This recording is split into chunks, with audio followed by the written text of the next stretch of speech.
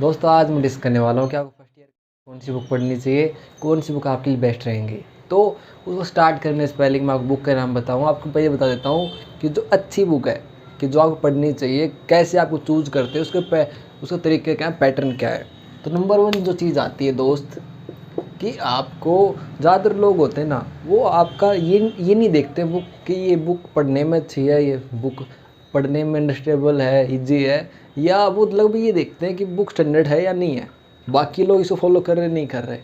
दोस्तों एक बात बता देता हूँ मैं, डिफरेंट बुक होती है ना, वो डिफरेंट लोगों को सूट करती है। एक इंसान जो शुरू से एक अच्छे कॉलेज में पढ़ा है, बहुत अच्छे इंग्लिश मीडियम से पढ़ा है, तो एक हार्ड स्टैंडर्ड बुक है, हार्ड लैंग्वेज इसके अंदर, उसके लिए इतना मुश्किल नहीं होगा। लेकिन एक स्टूडेंट जो शुरू से आपका तीन चीज़ों से एक्सपोजर में नहीं था, उसने पहले हिंदी मीडियम था, कोई भी मतलब डिफरेंट सब मीडियम था, और वो आके अचानक दूसरे कहने से स्टैंडर्ड बुक लेता है, तो बहुत प्रॉब्लम फेस करेगा वो।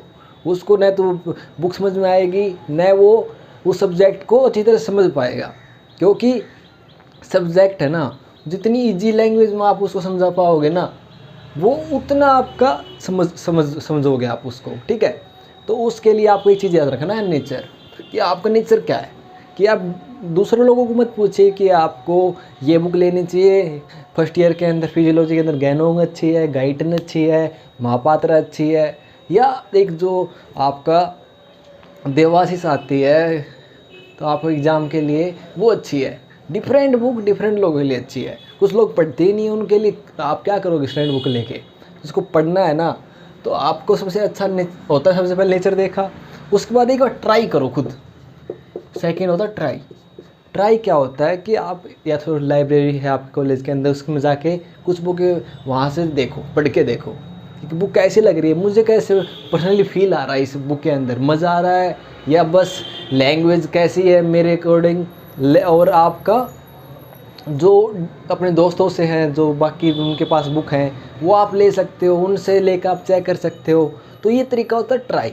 ट्राई का मतलब है कि लोगों से आप ट्राई कीजिए, लोगों की जो बुक हैं, लाइब्रेरी में बुक है, एक बार ट्राई करके देखो। ऐसे नहीं कि किसी ने कह दिया, दो तीन कुछ टाइम दो उस बुक को, कि आप उसके साथ एडजस्ट हो पा रहे नहीं हो पा रहे। बहुत फॉर एग्जांपल मैंने KDT है सेकेंड ईयर के अंदर, मैंने कहने से लिया था कि ये बुक आपका स्टैंडर्ड बुक है, अच्छी बुक है, लेकिन जब मैं पढ़ता था तो उसमें मेरे को मज़ा नहीं आता था उसको। अलग अलग ड्रग दे रखी हैं, फ्लो चार्ट की उसके अंदर कमी है, क्योंकि फार्मा है, ओवरव्यू की खेल होता है पूरा। जितना अच्छा ओवरव्यू रहेगा, उतना अच्छा आप उस चीज़ को ग्रैस्प कर पाओगे, इसी तरह उसको पकड़ पाओगे। तो वो चीज़ मेरे को लैक लगी, इसलिए मैंने डिफरेंट मेथड यूज़ किए, डिफरेंट बुक्स देख, उससे चार्ट देखे, गूगल यूज़ किया, ठीक है। तो बुक मैंने वो नहीं पढ़ी। तो ये बात याद रखना आपको। सेकंड, आपको ट्राई देना एक बार।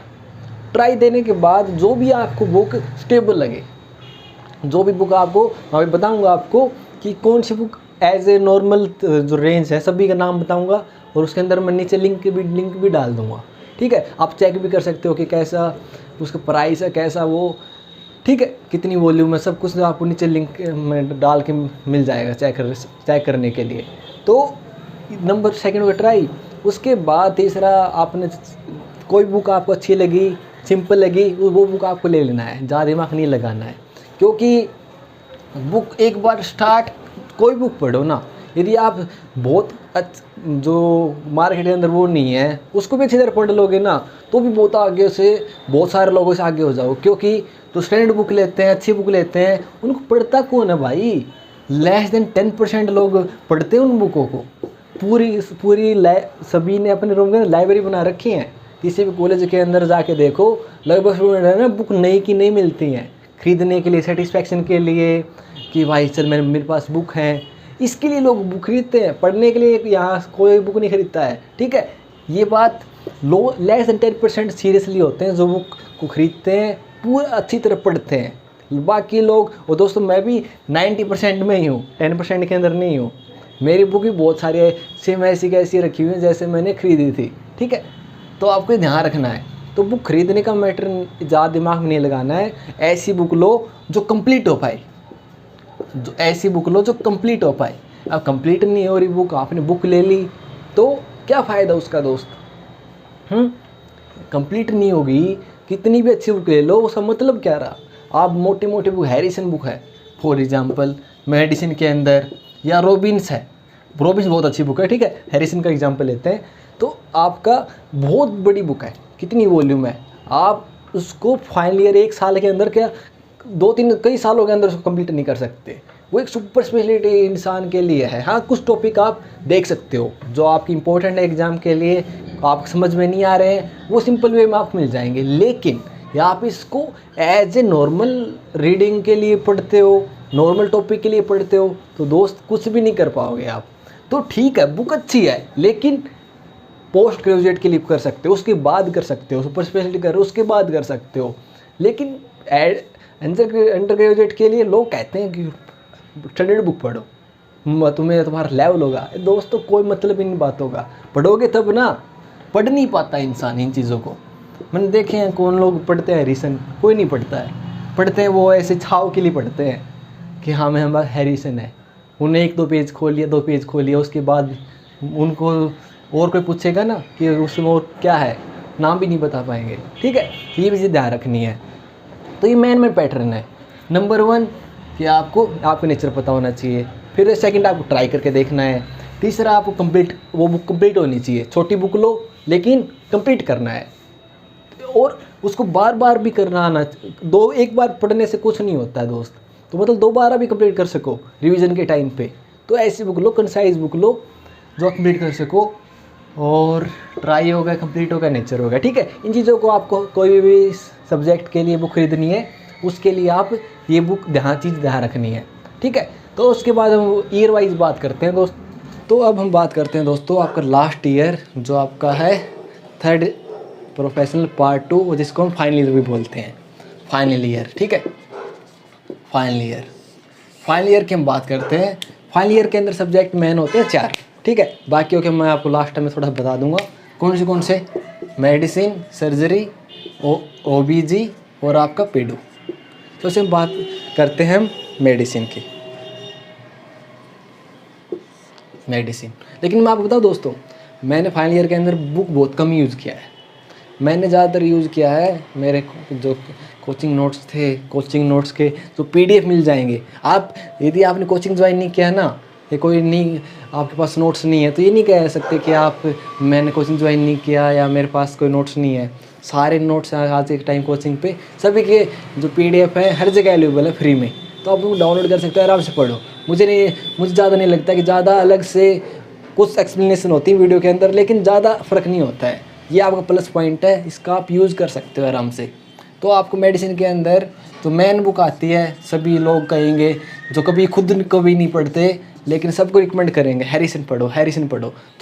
थोड़ा सा पढ़ने वाला उनको लगता है कि हमारी लगी थी ना, हम पहले गए थे, यही पहले जानी चाहिए, हमने गलती की पढ़ के हमसे नहीं हुई, तो इनको भी थोड़ा ऐसा ही होना चाहिए। बहुत सारे सीनियर से मैंने कन्फर्म किया कि हाँ ना भाई, ऐसे ही रिकमेंड करता है। ऐसा ही होता है ना भाई, कि एक इंसान है जो पूरी साल पढ़ा है, वो एक दूसरे को कहेगा कि पढ़, तो कभी नहीं पढ़ा वो कैसे कह देगा तू पढ़। वो कहेगा नहीं एंजॉय कर, हनीमून पीरियड है, ज़िंदगी 4.5 साल 5.5 साल, उसके बाद और कुछ ही हो जाएगा। लेकिन ये तो नहीं सोच रहा कि 4.5 साल तुम्हारा ज़िंदगी के 20 साल को डिसाइड करने वाले हैं। उसके बाद एक नया फेज स्टार्ट होने वाला है, पूरा डिपेंडेंट इसी पार्ट पे है, जो अभी का भी उस पार्ट है, जो ये कॉलेज लाइफ है, इसी पे डिपेंड करता है। ठीक है, तो ये मेन चीज़ें होती हैं वो नहीं मेंशन करते हैं। तो हैरिसन लोग मेनली पढ़ते हैं, हैरिसन मेनली रिकमेंड करते हैं। बाकी दोस्तों मैं आपके डिफरेंट कॉलेज के अंदर, डिफरेंट स्टेट के अंदर जो छोटी बुक होती है हैरिसन की, मतलब मेडिसिन की, उनको ज़्यादा रिकमेंड करूँगा। मैं हैरिसन को रिकमेंड नहीं करूँगा। और डिफरेंट बुक के नाम बहुत सारे हैं, लेकिन मैं उनको, आप जहाँ पर भी रहते हो वहाँ पर एक पतली बुक हो मेडिसिन की, ठीक है, थिन बुक हो, कंसाइज बुक हो, उसको आप पढ़ो, उसको 2-3 बार पढ़ो। और बाकी आप जो टॉपिक समझ में नहीं आ रहा ना, उसको हैरिसन का PDF डाउनलोड करो, वहाँ से आप इसको जो टॉपिक को पढ़ लो बस। ठीक है, तो ये एक अच्छा ऑप्शन रहेगा मेडिसिन के लिए। बहुत सारी बुक होती हैं, उनको आप कोई भी पतली बुक है उसको आप कर सकते हो। उसके बाद नेक्स्ट सब्जेक्ट आता है सर्जरी। इसके अंदर देखिए एक SRB आती है, एक मणिपाल आता है। मणिपाल आप SRB आपको स्टैंडर्ड बुक के अंदर आती है, ये थोड़ा आपका मॉडरेट या एग्जाम जूम के लिए नॉर्मली हम यूज़ करते हैं।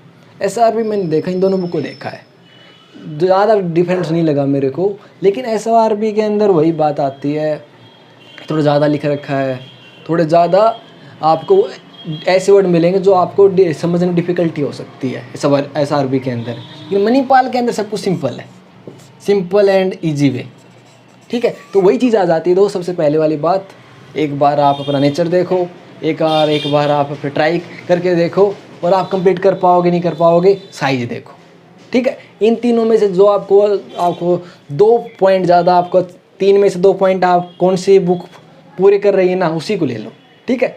तो ये बात आपको ध्यान रखना है हर सब्जेक्ट के लिए। बस मैं आपको बस एक बार हर सब्जेक्ट के लिए थोड़ा ओवरव्यू दे रहा हूँ, बस मैं फंडा वही है जो सबसे पहले बताया था मैंने। तो ये बात ध्यान रखनी है, SRB और मणिपाल तो दोनों अच्छी बुक है। मैं मेनली मणिपाल को ही प्रेफरेंस दूंगा। OBG के अलावा आती है पेडू में आती है बुक है आपका गाई अच्छी बुक है, लेकिन थोड़ी बड़ी बुक है। जो आपका पेडू के लिए मुझे सबसे अच्छा लगा, जो ये कोचिंग नोट्स है, इनके PDF है ना, शॉर्ट हैं, कंसाइज हैं, और आप उनसे देखकर थ्योरी के एग्जाम भी लिख सकते हो। उनको देखकर आप नीट PG के MCQ भी सोल्व कर सकते हो। जो टॉपिक समझ में नहीं आते मैंने इनके PDF डाउनलोड कर ही रखे थे, वहाँ से मैं इनको देख लेता था और उनको मैं सोल्व कर लेता था। तो इस तरीके को आप भी अपना सकते हो। ज़्यादा बुक खरीदने की आप जरूरत बिल्कुल नहीं है। तो इसमें अंदर गाई आती है।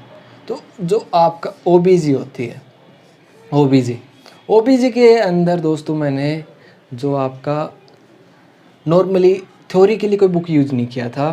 थ्योरी के लिए अंदर जो मैंने, हमारा मैम थी दीप्ति मैम, उनके नोट्स मैंने यूज़ किए थे मेनली, ठीक है। मैम के नोट्स काफ़ी सफिशिएंट थे। लेकिन जो प्रैक्टिकल एग्ज़ाम होता है उसके अंदर जो माझी की बुक है, रूप माझी, वो बुक काफ़ी अच्छी लगी मेरे को। उसी बुक को मैं रिकमेंड करूँगा आपको, क्योंकि वो बुक यार आपको क्लिनिकल एग्जामिनेशन, क्लिनिकल किस टाइप क्वेश्चन, वो सारे बहुत आसान तरीके से उसके अंदर मेंशन कर रखे हैं। OBG के अंदर जो आपकी थ्योरी की बुक आती हैं, उसके अंदर बहुत सारी बुक आती हैं, साक्षी अरोड़ा हुआ, हीरा लाल हुआ, तो बहुत सारी बुक है, ठीक है।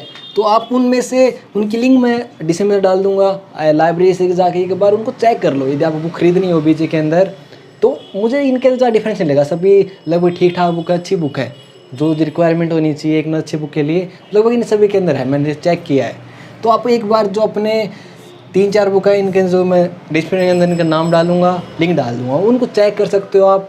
लाइब्रेरी के अंदर चेक कर सकते हो, दोस्तों से लेकर चेक कर सकते हो आप। उसके बाद एक अच्छा आइडिया लग जाएगा या आपके लिए कौन सी अच्छी बुक रहेगी, ठीक है।